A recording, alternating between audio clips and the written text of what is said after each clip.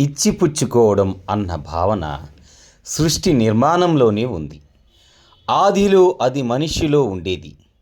వికృతంగా ఆలోచిస్తూ మనిషి ఆ ప్రకృతి సిద్ధమైన గుణాన్ని పోగొట్టుకున్నాడు.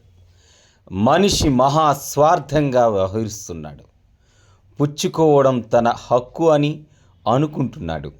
ఇవ్వటం నా బాధ్యత కాదు అని తప్పించుకుంటున్నాడు. ఫలితంగా ప్రకృతిలో సమతుల్యం దెబ్బతింటుంది. సహజ వనరులు హరించుకుపోతున్నాయి. ఉష్ణోగ్రత పెరిగిపోతుంది. ఋతువులు గతి తప్పుతున్నాయి.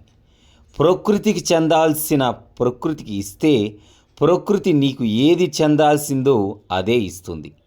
సమాజం విషయంలోనూ ఇదే వర్తిస్తుంది. ఒకరినొకరు సహకరించుకోవాలి. పంచుకోవడం అన్నది నీ గొప్పతనం కాదు, నీ బాధ్యత. బ్రహ్మర్షి సుభాష్ పత్రిజీ.